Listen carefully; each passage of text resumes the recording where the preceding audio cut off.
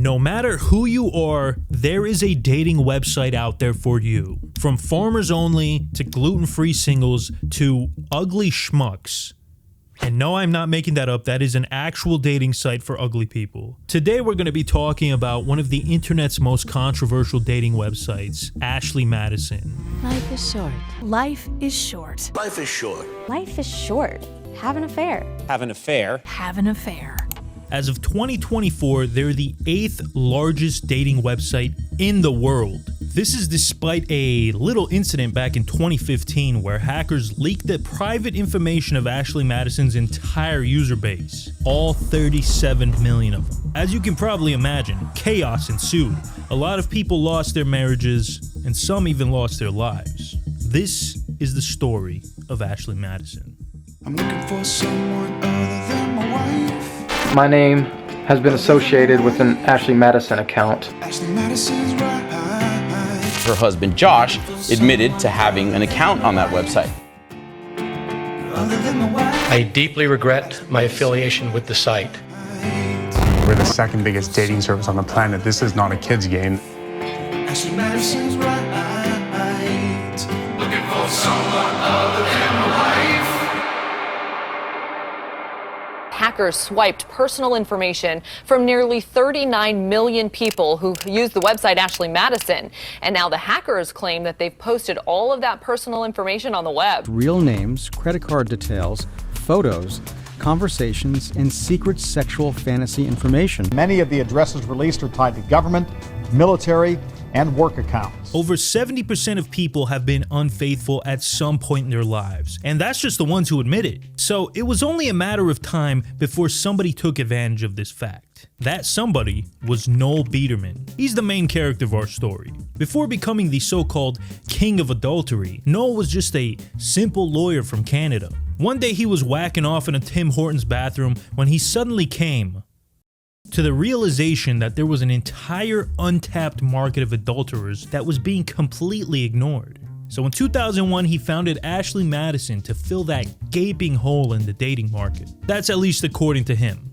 In reality, Ashley Madison was started by a guy named Darren Morgenstern, who sold it to Noel's company, Avid Life Media, in 2007. The dude basically pulled an Elon Musk, but that doesn't really matter. What does matter is that once Biederman took over the company, he started making some interesting changes. Firstly, he implemented a business model that was ripped straight from the sleazy Toronto strip clubs that Noel frequented. Women get in free, and men gotta pay. But this wasn't a typical subscription service like other dating sites.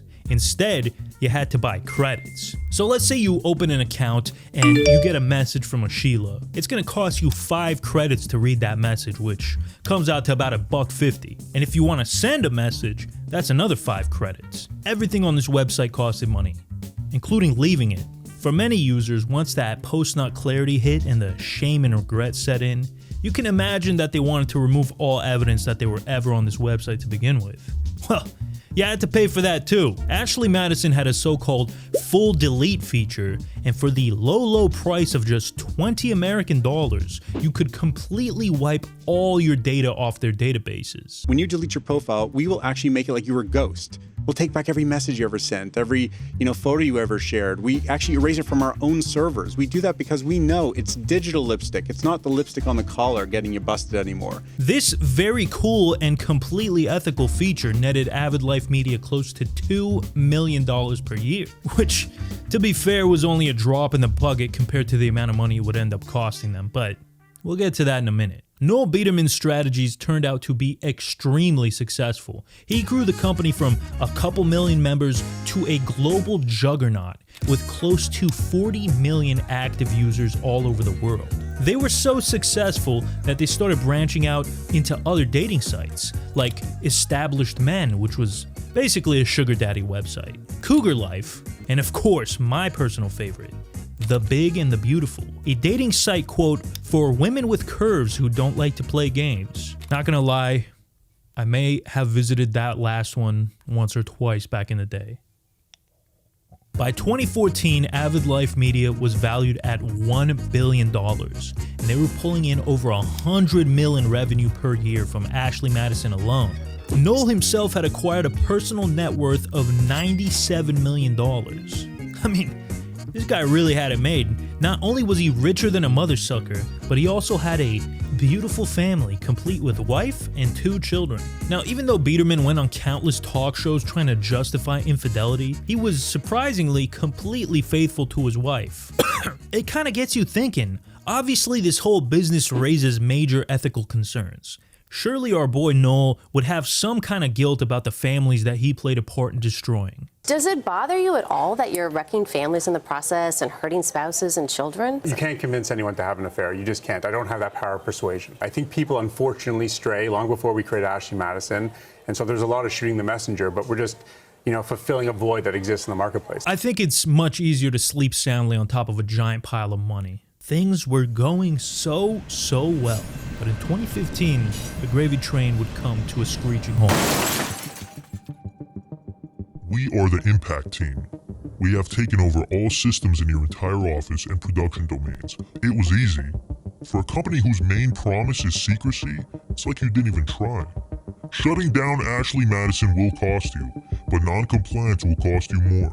We will release all customer records, real names and addresses, conversations, secret sexual fantasies, and employee emails.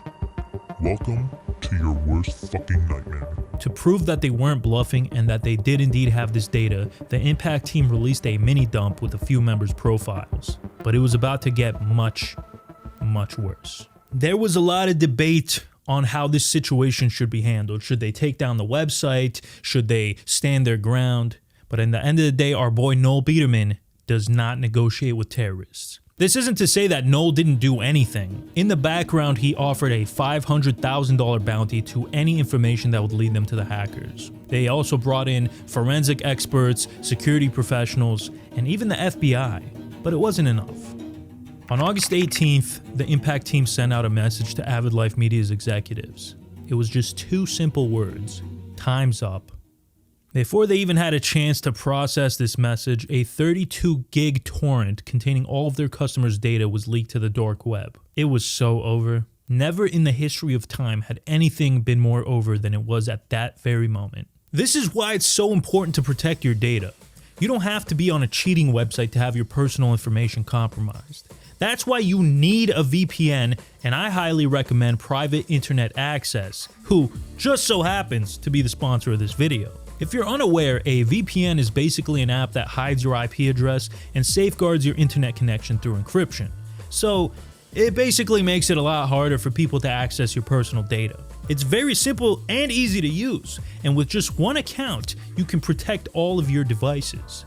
Oh, and let's not forget, it also lets you access content that isn't typically available in your country. For example, Forrest Gump is only available on UK Netflix for some reason. I just switched the VPN over to the UK and boom. Stupid is, stupid does. Right now, Private Internet Access is doing a massive 83% discount to my audience only. Am I reading this right? 83%? This must be some kind of mistake. You guys better hop on this before they come to their senses, because that's only $2.03 a month. Plus, you get an additional 4 months free. By far the best thing about Private Internet Access is that they have proven in court that they do not log your data, unlike Ashley Madison. You guys remember that cool little full delete feature that I was talking about earlier? When you finish on a traditional dating site, you're really just taking your profile to circulation. On Ashley Madison, we'll go back and recall every message you ever sent, every photo you ever shared. We make it like you're a ghost, that you never even existed. All right. We're thinking it through. It was supposed to completely remove all of your information from Ashley Madison's databases for the low price of just $20. Well, it turns out that feature was more useless than male nipples. The only thing it did was add full delete next to your name in the database. So no one was safe. This was the biggest data breach in history up to that point. 37 million Ashley Madison users were outed. It was a complete shit show. Everyone from teachers to priests to government officials were caught white-handed. I remember when this was going down, somebody set up a website where you could type someone's name in the search bar and it would tell you if they had an account. That's how I figured out my Uncle Ruben was on the list. His life kind of spiraled out of control after we found out. It was pretty bad. But hey, you guys didn't come here to hear about my uncle. You came here to hear about the famous people who got caught, didn't you?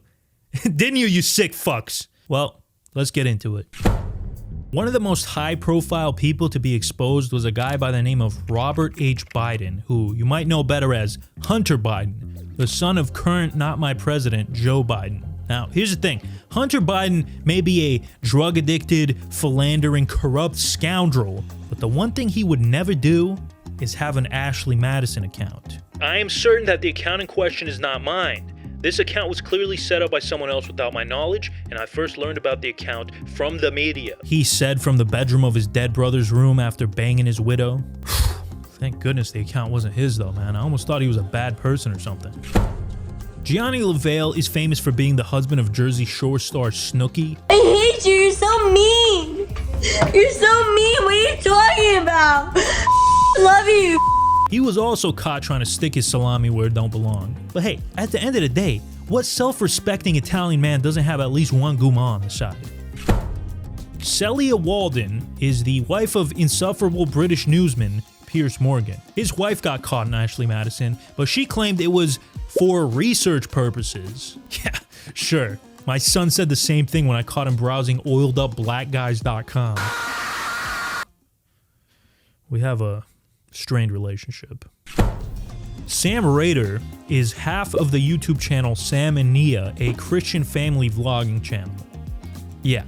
Sam admitted that he signed up for a free account on Ashley Madison because he basically had a case of extreme horniness and wasn't thinking clearly, and the temptation just got to him. As you may have seen, my name has been associated with an Ashley Madison account, a website made for spouses who want to have an affair.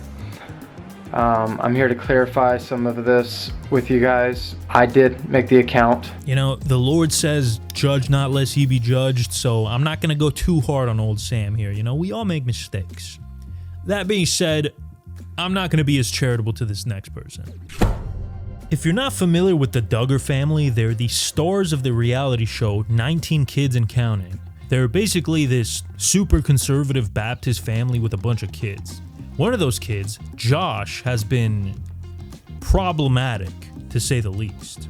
And he's currently serving 20 years in prison for CP. Josh Duggar has described his family as being the, quote, epitome of conservative values. And those values were on full display when he was caught with not one, but 2 Ashley Madison accounts. Honestly, this is probably one of the least horrible things he's done. Now, what made this whole situation about 10 times more ridiculous is that it was also revealed that most of the women on Ashley Madison weren't even women. A whopping 86% of Ashley Madison's users were men. That's around 31 million men compared to about 5.5 million women. But the Impact team revealed that a large chunk of these so-called women were either Ashley Madison employees pretending to be users or just straight up femboys. Oh, hold on, I think that was a typo. I meant fembots. Fembots, like AI. Imagine being this much of a schlemiel. You get exposed for trying to cheat on your wife, and the whole time it turns out you've been talking to an AI chatbot. I can't imagine anything more brutal than that. After all of these controversies came to light, Noel decided to step down from his position as CEO, which was for the best because now he needed a lot of free time to deal with his own marital problems. You see, the Impact team didn't just release Ashley Madison's client list, they also leaked the private emails of Avid Life's employees, including Biederman himself. Turns out our boy Noel might have been going on a few side quests, if you know what I'm saying. For years, he'd been doing all these interviews talking about how he would never cheat on his wife, despite his line of work. You maintain that you have not had an affair, like yeah. Noel Biederman says he and his wife Amanda are happily married and completely faithful. I'm just a regular family guy. I live in a community in Toronto that's pretty conservative. And I live in a traditional situation with Noel, and we... Meaning you don't? You have a monogamous relationship? Yes, absolutely. According to his private emails, Mr. Faithful over here was allegedly in a years-long affair with a Toronto escort. along with at least 3 other women. Allegedly, I can honestly say this is the least surprising development in this whole saga. It's like finding out your morbidly obese coworker who claims she only eats salads is actually devouring an entire pizza the second she gets home. No one's buying it, Susan. We all see you eating donuts in your car on your lunch break. Now, guys, while it's funny to laugh at all these cheaters getting exposed, the hack had some very serious and very dark ramifications as well. John Gibson was a Baptist minister and seminary professor from New Orleans. 6 days after the leak, he took his own life. He said in his suicide note that the leak was the reason why, and he just could not handle the guilt and the shame. According to police, there were at least 2 other people who did the same. John's wife would go on to denounce the impact team, saying that they viewed those people as a commodity and not as human beings. This was the first time people started questioning the morality of this whole hack, because sure, at face value, it sounds awesome that these cheating assholes got what was coming to them. But at the same time, they're still human, and sometimes humans make horrible mistakes, and maybe publishing those mistakes to the entire world isn't the best way of going about things. I don't know, something to think about, I guess. As for the impact team themselves, their identities were never revealed, and they completely disappeared after the data leak. They didn't ask for any money or fame or anything. They did this out of straight up moral outrage.